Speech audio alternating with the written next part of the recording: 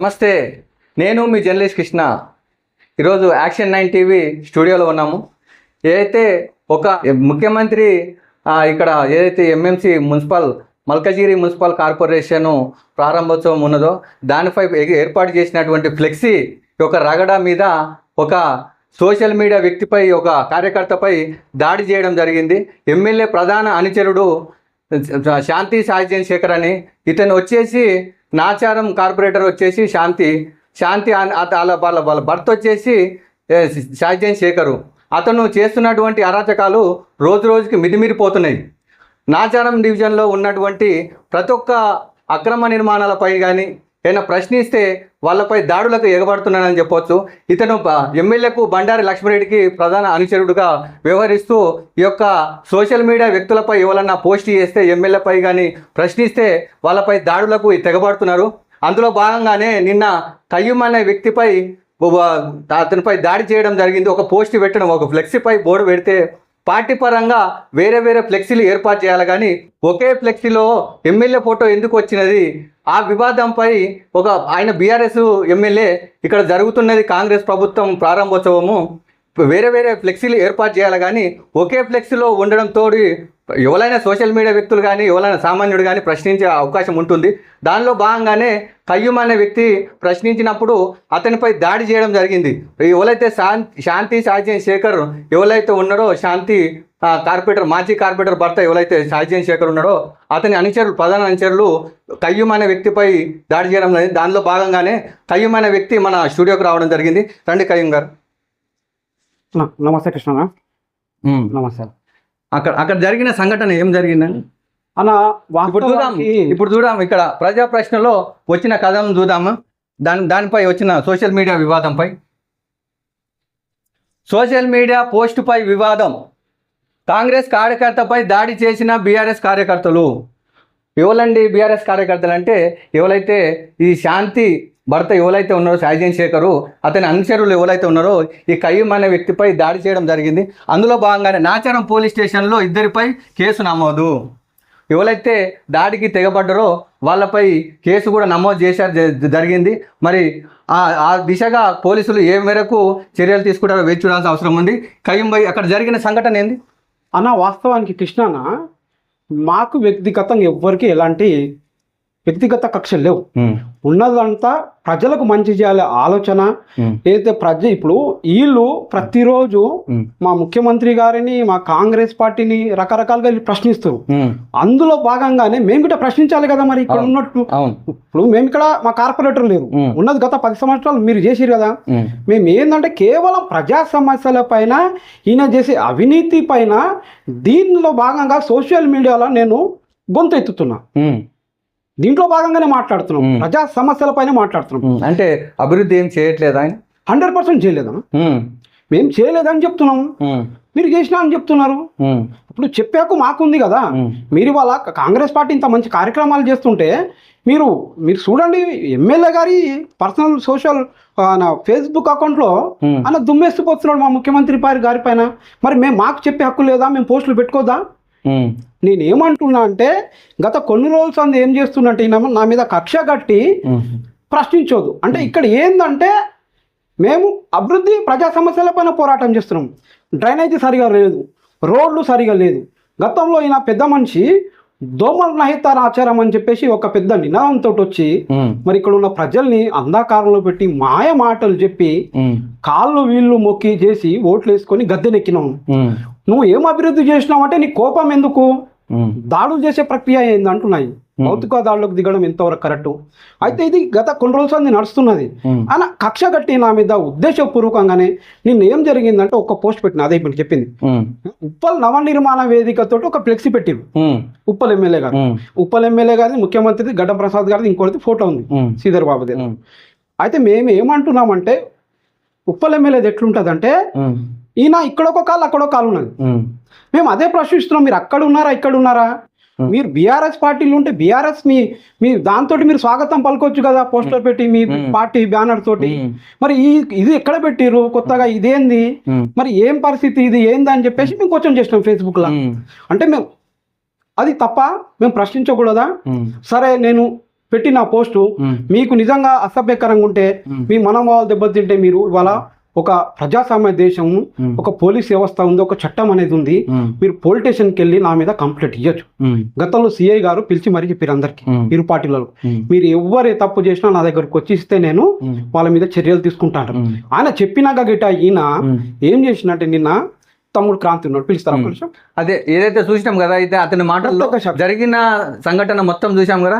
ప్రత్యక్ష సాక్షి ఉన్నారు. ఎవరైతే ఈ కయ్యం అనే వ్యక్తిపై దాడి తెగబడ్డారో, ఒక కిలోమీటర్ వరకు ఉరికిచ్చినారో దానిలో భాగంగానే ప్రత్యక్ష సాక్షి ఉన్నాడు. రండి కాంతి చెప్పండి. నమస్తే. జరిగిన సంఘటన ఏంటంటే అన్నా, నిన్న మేము యాక్చువల్గా అన్న మల్లపూర్ నుంచి వచ్చి సుప్రభాత్ హోటల్లో కూర్చున్నాం. సుప్రభాత్ హోటల్లో కూర్చున్న తర్వాత అన్న ఇంటికి వెళ్ళిపోదామని అక్కడ నుంచి బయటకు వెళ్ళాం. అన్న మీరు ఎవరు తీసుకొని వచ్చారు అంటే, ఇక్కడ శంకర్ తీసుకొని వచ్చిన అంటే, ఎక్కడున్నారు అంటే అంబేద్కర్ స్టాచ్యూ దగ్గర ఉన్నారు అంటే, సరే అని చెప్పి అక్కడికి వెళ్ళి అన్న కోసం వెయిట్ చేస్తున్నాం. అన్న వచ్చిన తర్వాత ఇతనికి ఎవరో కాల్ చేయడం జరిగింది.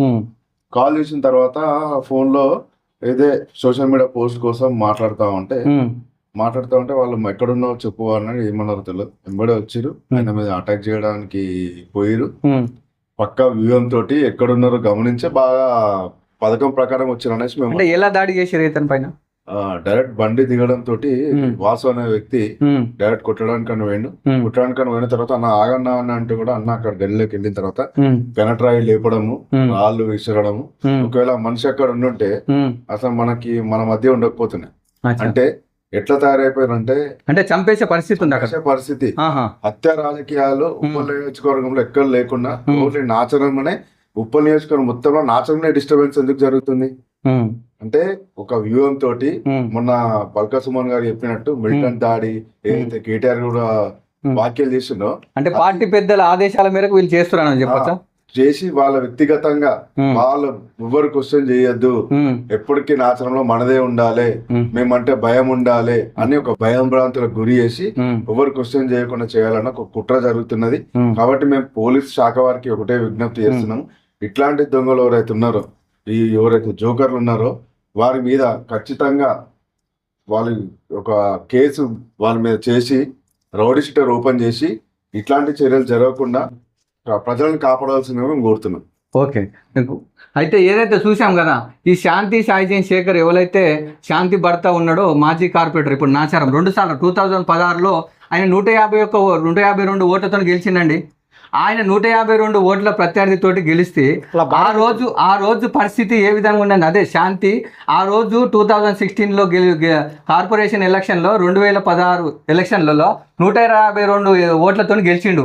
ఆ రోజు ఆయన ఉన్న పరిస్థితి ఏంటి, ఇప్పుడున్న పరిస్థితి ఏంటి అంటే, కార్పొరేటర్ అయ్యాక కోట్ల రూపాయలు గడించి ఈ యొక్క బీఆర్ఎస్ ప్రభుత్వంను అదే పార్టీని అడ్డం పెట్టుకొని ఈ యొక్క పోస్ట్ పెట్టి ఇప్పుడు ఉన్నటువంటి కాంగ్రెస్ ప్రభుత్వం యొక్క కార్యకర్తల పైన దాడి చేయడం ఎంతవరకు కరెక్టు అనేసి వీళ్ళు ప్రశ్నిస్తున్నారు. ప్రశ్నించిన వ్యక్తిని దాడి చేయడము, వాళ్ళపై దాడి చేయడం ఎంతవరకు కరెక్ట్? ఈ యొక్క పోలీస్ శాఖ కూడా ఏం చేస్తుంది? ఈ బీఆర్ఎస్ నాయకులకే ఒత్తాసు పలుకుతుందా, లేకుండా పార్టీ పరంగా ఏమన్నా వాళ్ళకు సహకారం అందుతుందా? మరి పోలీస్ అధికారులు ఎలాంటి చర్యలు తీసుకుంటున్నారు? వాళ్ళు తీసుకురావడమే సెక్షన్లు పెట్టేసి అటెంప్ట్ మర్డర్ సెక్షన్ పెట్టవలసింది పోయేసి మామూలు సెక్షన్ల కింద ఆయన ఎఫ్ఐఆర్ చేసేసి ఏదో స్టేషన్ బెయిల్ ఇచ్చే పథకం చేస్తున్నారని చెప్పవచ్చు. దాని వెనుక ఎమ్మెల్యే హస్తం కూడా ఉన్నాయని చెప్తున్నారు. ఎందుకంటే ఎమ్మెల్యే హస్తంతో ఆ సెక్షన్లు పెట్టలేదు. ఎందుకంటే ఒక గణేట్ రాయి ఎత్తుకుంటే మీద పడేస్తే చనిపోయే పరిస్థితి ఉంటుంది. ఆ చనిపోయే పరిస్థితిలో ఇతను తప్పించుకొని 1 కిలోమీటర్ వరకు ప్రత్యక్ష సాక్షి కూడా ఉన్నాడు. ఇక్కడ ప్రత్యక్ష సాక్షి ఉండడంతో మనకు బట్టబయలు అయింది. ఎందుకంటే ఆ ఎత్తేసినప్పుడు ఆ చనిపోయే పరిస్థితి ఉంటుంది. అటెంప్ట్ మర్డర్ కేసులు పెట్టవలసింది పోయి ఎమ్మెల్యేకు సహకరిస్తున్న పోలీసులు ఈ యొక్క చట్టాన్ని వాళ్ళ చుట్టాలుగా మారుస్తారు అని చెప్పొచ్చు. అందుకే ఆ విధమైన ఆ కోణంలో చూసినట్లయితే ఇతని ఎవరైతే శాంతి భర్త ఉన్న మాజీ కార్పొరేటర్ శాంతి భర్త సాయిజన్ శేఖర్ ఉన్నాడో ఇతను షాడో కార్పొరేటర్, శాంతి అసలు కార్పొరేటర్, సాయిజన్ శేఖర్ అనేది షాడో కార్పొరేటర్. అంటే అక్కడ ప్రధానంగా నాచారం ఏరియాలో ఎలాంటి కార్యక్రమాలు జరగాలన్నా కానీ అతనికి తెలియకుండా, అంటే చీమ చిటుక్కుమన్నా ఆయనకు తెలవాలి అన్న కోణంలో ఆయన వ్యవహరిస్తున్నారు. ఈ పత్రికా విలేకరులు కూడా ప్రశ్నిస్తే వాళ్ళపై కూడా తప్పుడు కేసులు పెట్టేసి వాళ్ళని ఇట్లా బెదిరింపులకు పాల్పడుతున్నాడు. ఎక్కడిది నీకు ధైర్యము, ఎక్కడికైనా వచ్చింది ధైర్యము, పార్టీ అండనా లేకుంటే డబ్బున్న అహంకారమా? ఈ విధంగా ఉన్నట్టయితే చట్టం తన పని తాను చేసుకోపోతుంది. ప్రభుత్వం ఏదైనా సరే ప్రజలకు న్యాయం చేయాలి. ప్రజలు తలుచుకుంటే మరో నీ భవిష్యత్ ఏందో నువ్వే తెలుసుకోవాలి. ఎందుకంటే 2 సార్లు నీకు అధికారం ఇచ్చిరంటే ఏ విధంగా అధికారం ఇచ్చిరో, గతంలో కేసీఆర్ కూడా 2 సార్లు అధికారం ఇచ్చినాక అహంకారం ఎత్తికెక్కడంతో ప్రజలు ఏడబెట్టిరో ఒకసారి గమనించాలి. సాయిజన్ శేఖర్ గారు, మీరు గమనించి ఏ కార్యకర్తమైనా ఇట్లాంటి చర్యలు తీసుకున్నట్టయితే పెద్ద ఎత్తున చట్టం తన పంచాన్ని చేసుకుపోతుంది. చట్టానికి ఎవరు చుట్టం కాదు. మంచి మంచి మేధావులైన మంచి నాయకులు, రాజకీయ నాయకులు కూడా కటకటాలు లెక్కించడం జరిగింది.